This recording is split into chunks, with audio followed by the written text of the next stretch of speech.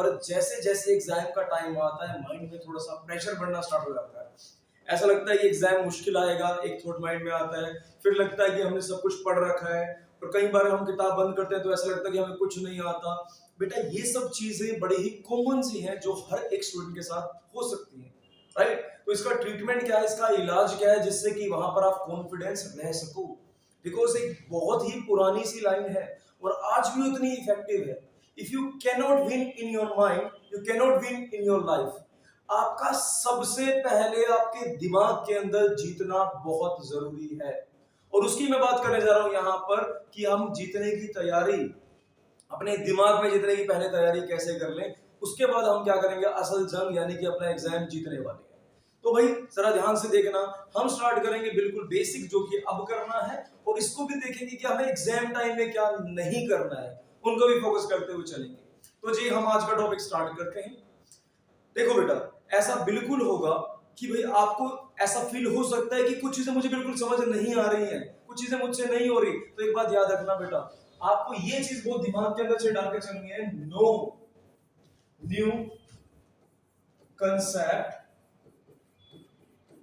कोई भी नया कंसेप्ट आपको नहीं पढ़ना है। आपने जितना कवर कर रखा है उतना बहुत अच्छे से कवर कर रखा है, पर हाँ अगर आपको कुछ छोटे छोटे टॉपिक जो कि आपने पढ़ रखे हैं एक बार लगता है कि वर्ष से कवर कर लूं तो वो आप कर सकते हो, लेकिन कोई नई चीज, कोई नई बुक स्टार्टिंग से उठाना ये सही नहीं है, राइट। अब फिर डर लगता है तो वो क्या करें।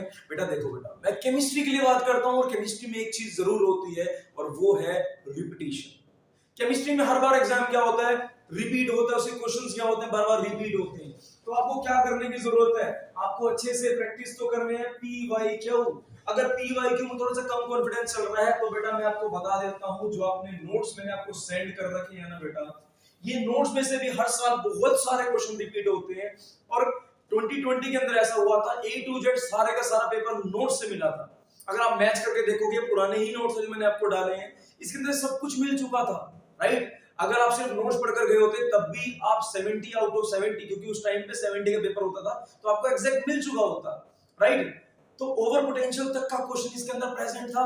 अगर आप नोट्स को ढंग से फोकस करते हो, सबसे पहली चीज नोट्स को ढंग से करके जाओ, बिकॉज अगर नोट्स आपके कंप्लीट हो जाएंगे उसके बाद आपके मन में कोई डर नहीं रहने वाला, राइट। तो हमारी जो सबसे पहली प्रायोरिटी है वो है नोट्स। नोट्स को पहले करना है, उसके बाद आप निपटा कर चले पीवाईक्यू क्वेश्चन की टाइप्स को, राइट। क्योंकि केमिस्ट्री के अंदर क्या होता है, पीवाईक्यू टाइप्स बहुत ही ज्यादा रिपीट होती है, राइट। तो जी हम नया कंसेप्ट नहीं उठा रहे, पीवाईक्यू उठा रहे हैं, नोट्स को पढ़ रहे हैं, लेकिन स्टिल अगर कॉन्फिडेंस कम लग रहा है तो क्या करें।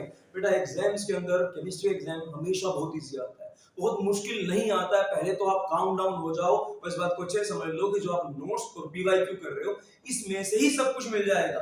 अब अगर एनसीईआरटी आपने नहीं पढ़ी तो उसको उठाने की जरूरत भी नहीं है, क्योंकि केमिस्ट्री का पेपर आता कहां से इन एक्चुअल। मैं आपको कभी रोकता नहीं हूं कि एनसीईआरटी पढ़ो या ना पढ़ो, लेकिन अगर आप डाउट लेकर आते हो तो मैं सोल्व कराता हूं। बट एक बात याद रखना, क्वेश्चन हमेशा कहां से आता है, पीवाईक्यू से, और दूसरा नोट्स से। अगर किसी ने अब तक कुछ भी नहीं पढ़ा, कुछ तैयारी नहीं कर रखी ना, सिर्फ नोट्स कर जाओ। और हाँ अगर आपको लगता है कि नोट्स के बाद आप में कॉन्फिडेंस थोड़ा सा आ गया तो पीवाईक्यू भी कर जाओ। मैं गारंटी देता हूं भाई 35 भी पूरे आ सकते हैं, इसमें कोई डाउट नहीं है। हो सकता है 1 या 2 नंबर का क्वेश्चन अलग मिल जाए मुश्किल से, अच्छा चलो मान लिया मैक्सिमम 5 नंबर का क्वेश्चन अलग मिल जाएगा, इससे ज्यादा कुछ भी नहीं बाहर मिल सकता। तो ये अपने आप एक सफिशिएंट तैयारी है। काम डाउन एंड देखो बेटा, अगर ऐसा हुआ सपोज करो सारे पेपर आपको आता हुआ और आप वहां पर भूल जाओ तो दिक्कत आ जाएगी। यानी कि सबसे पहली जो तैयारी है आपने नोट्स की करनी है अपनी, उसके बाद आपने निपटाने अच्छे से पीवाईक्यू, और कोई नया कंसेप्ट आपने नहीं देखना। और मैं छोटी छोटी वीडियोस आपके बेसिक आपके लिए डाल रहा हूं, जैसे कि इलेक्ट्रोलाइटिक प्रोडक्ट बोला था आपने, ग्राफ बोला था, अब अगली वीडियो आने वाली है एसडीटी पे, मैं बस उसे बनाने जा रहा हूं। बिकॉज मेरे एकेडमी में क्या है कि बच्चों को डाउट्स लेने के लिए टाइम मुझे देना पड़ा बेटा, जो कि बहुत नेसेसरी है, बिकॉज दे आर ट्रस्टिंग अस, और हम उसको ऐसे नहीं छोड़ सकते, ये मेरी प्रायोरिटी है। मैं जानता हूं बेटा कि आपको भी उम्मीदें हैं कि भाई सर जल्द से जल्दी सुबह उठते ही टॉपिक अपलोड कर दे। बेटा मैंने रात को टॉपिक अपलोड किए हैं, बट सुबह उठते ही पहले मुझे उनके लिए डाउट लेना जरूरी था, राइट। सो इसी के साथ मेरी सब वेल विशेस आपके पास है, और मैं सिर्फ एक बात और ऐड करना चाहूंगा जो हमारी 4th चीज है। जब अगर एग्जाम में अगर आपको एक भी क्वेश्चन ऐसा दिखता है कि आपको नहीं आता, सपोज कर लो कि पूरा पेपर आपने देखा, आपको 1-2 क्वेश्चन वहां पर नहीं आते, तो कोई बात नहीं बेटा, 35 में से स्टिल 33 तो आप प्रिपेयर कर सकते हो, उनको अच्छे से करो। और बाकी जगह पर कुछ की कंसेप्ट होते हैं जो कि हम यूज कर देते हैं, लाइक हम बात कर लेते हैं कभी मैग्नेटिक प्रॉपर्टी के बारे में, कुछ न्यूमेरिकल बारे में, कुछ तो रिलेटेड हमें आता है, हम लिख डालेंगे।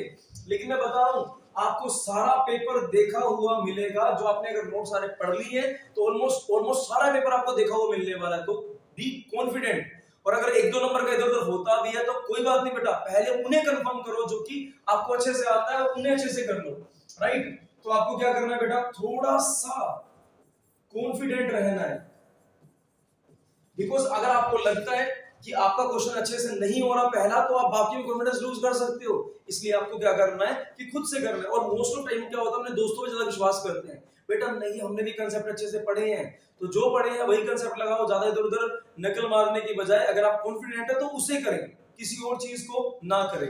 और जो फिफ्थ और लास्ट चीज है, टेक अ गुड स्लीप, ये बहुत जरूरी है बेटा कल आपके स्कोर करने के लिए।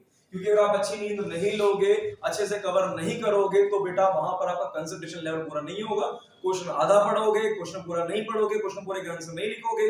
कुछ पार्ट्स होते हैं छोटे छोटे जो पॉइंट के बाद होते हैं, हम जनरली जो पॉइंट ऐसे लिखते हैं 1 के बाद 2 होते हैं, इसको तो फोकस करते हैं, लेकिन एक क्वेश्चन के अंदर डॉट लगाकर क्वेश्चन दिया होता है दूसरा, तो एक पार्ट को आप पढ़कर आधा छोड़ देते हैं। हमें ये गलती नहीं करनी बेटा, हमें हर एक पार्ट को अच्छे से पढ़ना है, उसके हर एक पार्ट के अकॉर्डिंग आंसर देना है। क्योंकि मैंने कल आपको वीडियो में बताया कि भाई हर एक पार्ट के कहीं पर आधा नंबर है, कहीं पर 1 नंबर है, वोल्ट का, यूनिट्स का, इनके भी नंबर है, तो इनको हम फोकस करते हुए चलेंगे। और याद रखना बेटा एक फाइनल चीज, जो भी टॉपिक आप पढ़ रहे हो उसके एग्जांपल्स एटलीस्ट अच्छे से देखना, क्योंकि ये ना हो कि बेटा आपने पढ़ तो सब कुछ लिया, आपको डेफिनेशन आती है, लेकिन वहां पर एग्जांपल की भी अपनी वेटेज होती है। तो बेटा ये कॉमन मिस्टेक है जो बच्चे करते हैं, इसलिए मैं आपको बोल रहा हूं एग्जांपल्स को भी अच्छे करके जाए।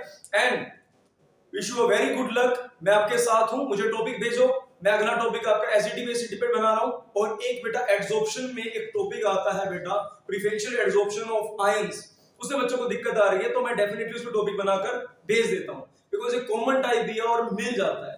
सो once again thank you and keep on working hard. और सबसे पहले नोट्स और पीवाईक्यू ये कर जाओ, मैं बता रहा हूं कल ऐसा भी हो सकता है कि 35 में से 35 का मिल जाए, क्योंकि ये नई चीज नहीं है, ये पुरानी चीज है कि हर बार थ्योरेटिकल पेपर के अंदर केमिस्ट्री में नोट में सब कुछ आ जाता है, और तुम तो पीवाईक्यू करके जा रहे हो एक्स्ट्रा, तो इतना मोर देन इनफ है। Stay confident, thank you.